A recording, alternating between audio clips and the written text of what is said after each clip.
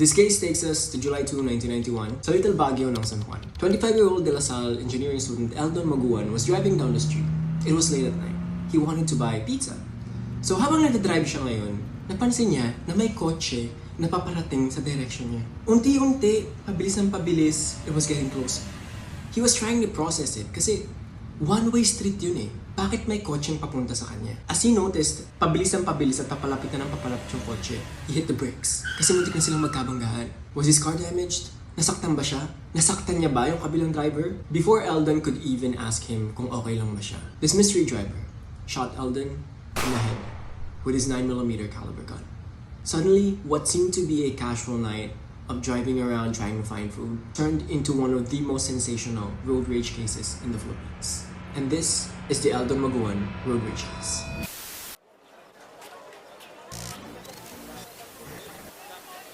So we've all seen it go viral before, di ba? Mga video sa TikTok na nakikita natin, nagsasagutan yung dalawang driver, nagmumurahan sila, like, gaganyanan sila. Sometimes the fights would get physical, may nagbabato ng helmet, may nagsusuntukan, you know. Pero minsan, sa sobrang galit, yung iba would rather choose to take someone else's life.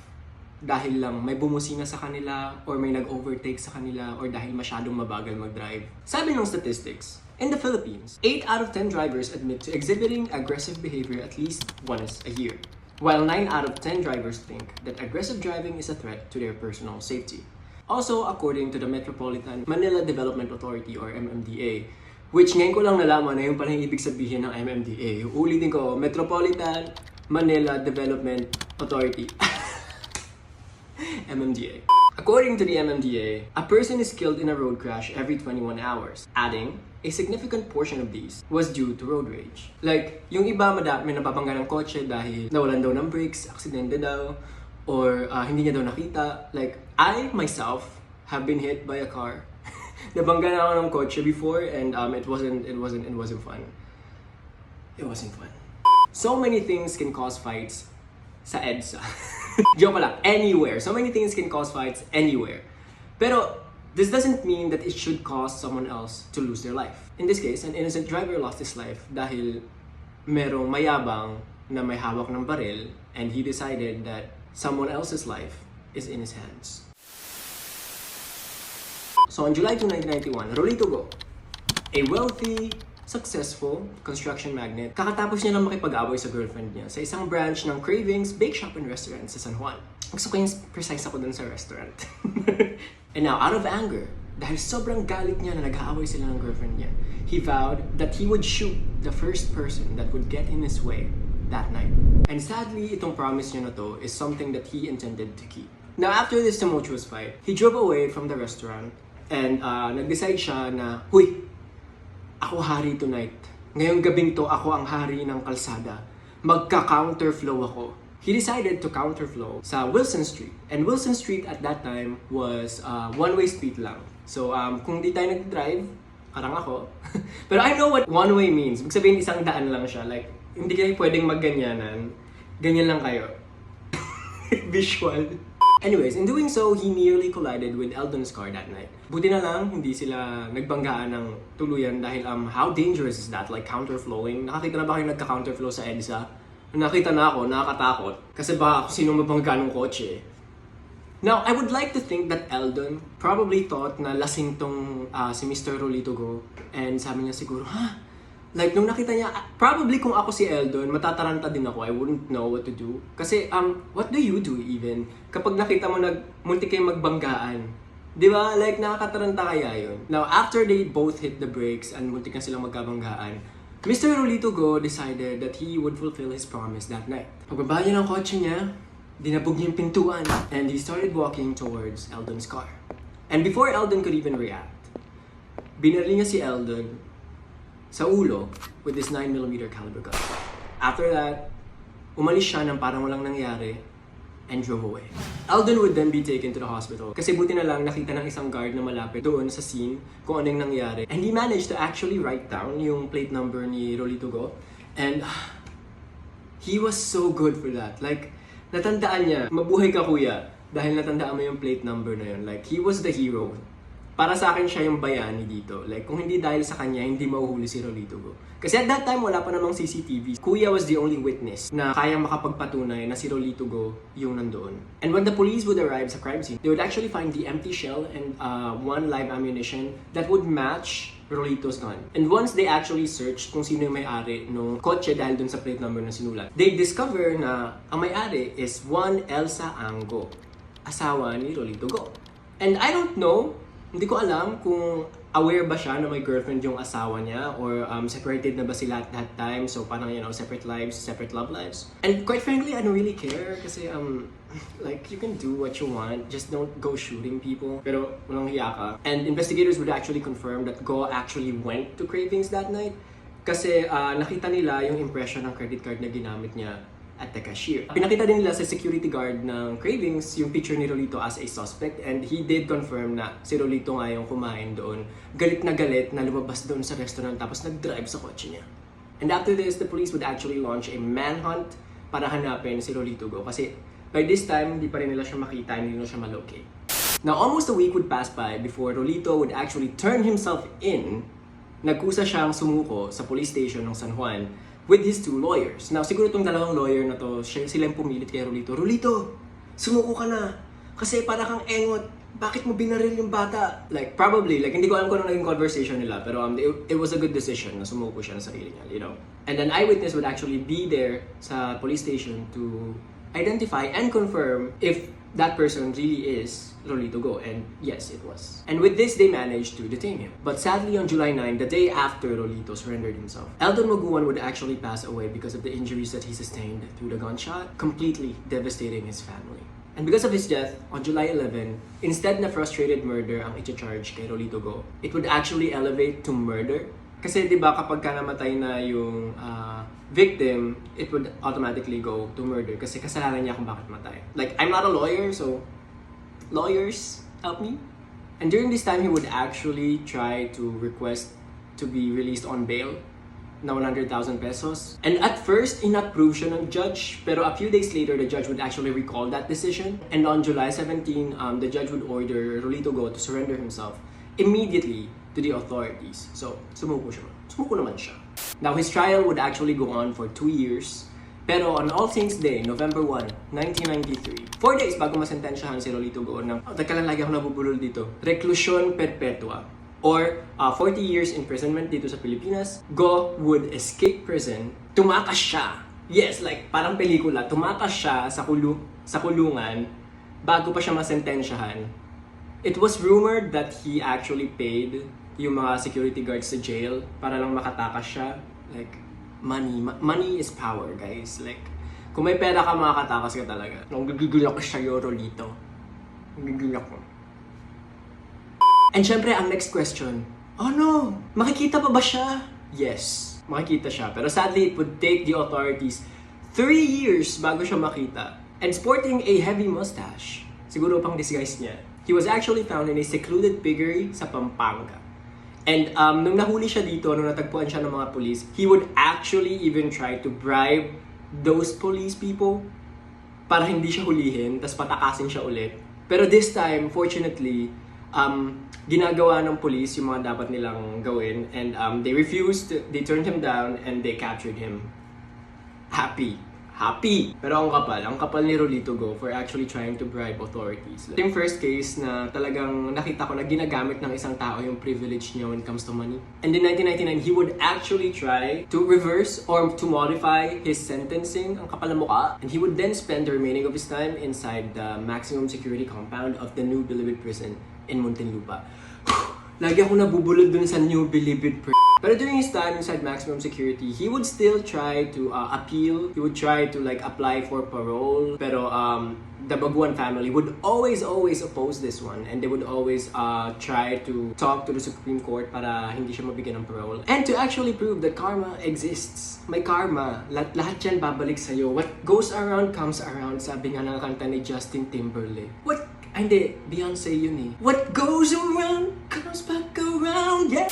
What goes around comes back around. Okay, back to the case. And to prove that karma actually does exist, it was announced na in 2011 he was actually suffering from colon cancer, stage 4. And I know that I'm supposed to be feeling bad. Dapat maawa ako sa kanya, pero hindi talaga ako naawa sa kanya. I was like, namatay si Eldon. The least you can do is suffer. I'm sorry, ang sama ng ugali ko. I'm sorry. Pero in the same year, it was actually revealed that Rolito Go was actually a VIP sa loob ng New Bilibid prison. Now, Patrick, ano yun? Anong VIP sa loob? Like may ganon? Yes. It has been exposed that he was living inside a separate cottage sa labas ng main building ng New Bilibid prison. And katapat nito, may church, like this cottage is actually like a bahay kubo. It was made of bamboo and, like very bahay kubo style. And nalilift up siya, yung parang bayanihan style, para daw malipat kung kinakailangan. Like mobile house.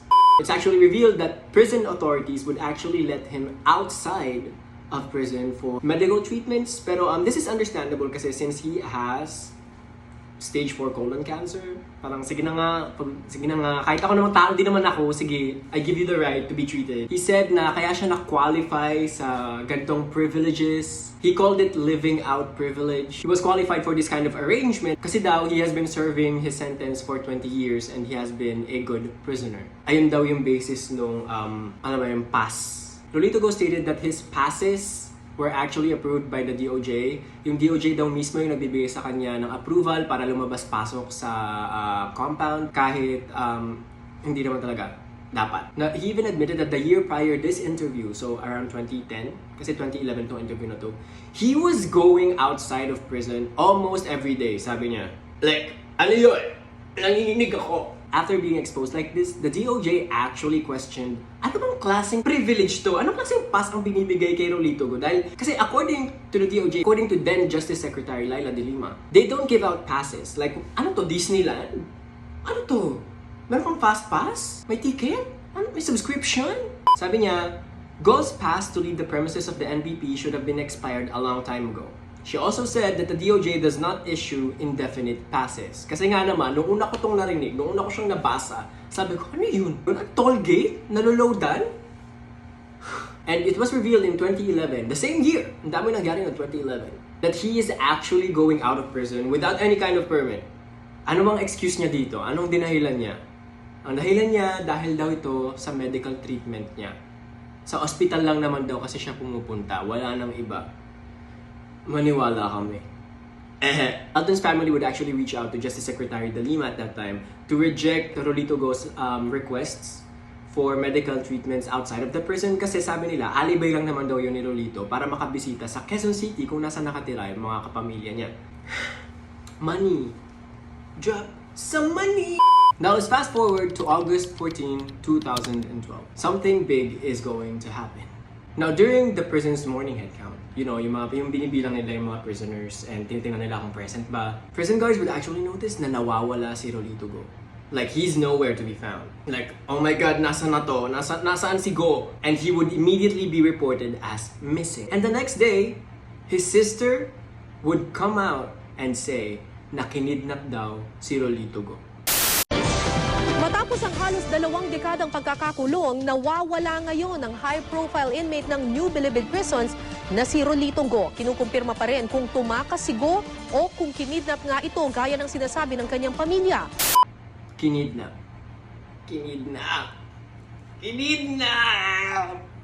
Movie to, pelikula to. Prison Break. Iba. Rolito Go's sister would actually claim she would actually come forward and say na nakidnap daw si Rolito Go along with his nephew Clemencio, who was acting as his personal nurse at that time. And the kidnappers were actually asking for 1 million pesos. Like, 1 million pesos? Ang basic ng pricing nyo! Ano yun? Napanood sila ng ng telenovela, tapos narinig nila, bigyan nyo kami ng 1 milyon. Ayun, tapos yun din yung 1 million. Like, I mean, I guess 1 million is a huge amount of money, pero kung kidnapper ako, tapos si Rolito Go yung kikidnapin ko, I would ask for more money. Like, nakulangan ng creativity etong kidnappers. Okay? Actually, nung nababasa ko to, lahat to hindi ako aware na nangyayari to kasi bata pa tayo nito. Pero, nung binabasa ko to, sabi ko, I should be careful about what I'm saying kasi I don't want to get in trouble. These are my personal opinions, pero the case itself is true to life, okay? Totoong nangyayari to. Search nyo pa. The Maguan family actually, basically, tinawanan nila tong claims na to na nakidnap si Rolito Go. Kasi, sino nga namang maniniwala na kinidnap si Rolito Go? From inside NBP, they would actually claim na isa na naman to sa mga pakulo ni Rolito Go para tumakas. Kasi tumakas na siya di ba, noong 1993. Tapos nakita siya noong 1996. Like, this isn't the first time that he's done it, so. But the two of them will soon be freed. And medyo nakakatawa yung story kung paano sila pinakawalan. Ito kasi yun. So, after them na makidnap, tinasakay daw sila sa loob ng van and they went to a farm sa Batangas. Once there, pinastay daw sila sa isang bahay kubo, sa isang maliit na bahay. And doon na-discover daw ng mga kidnapper na wala silang pambayad for the ransom money. Kaya pinatakas sila.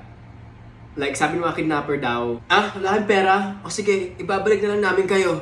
Pero the problem was, walang dalang cellphone si Clemens Yu and si Rolito Go at that time. And obviously wala silang dalang pera. So what happened? Paano sila nakabalik ng Metro Manila? Well, allegedly, binigyan daw sila ng pera ng mga kidnappers, pamasahe nila from Batangas to a bus station to Alabang. I'm sorry, hindi ko gustong tumawa, pero natawa lang ako na yung kidnapper pa mismo yung nagbigay sa'yo ng pera para makabalik ka sa Metro Manila.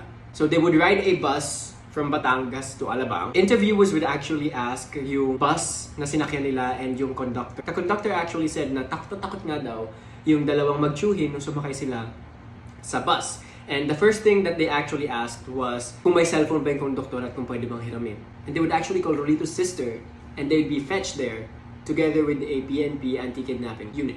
So, alam mo yun, what a ride. Pero after this whole ordeal, 7 people would actually be charged for his kidnapping. So, totoo daw na nakidnap talaga siya and 7 people are already in prison for it.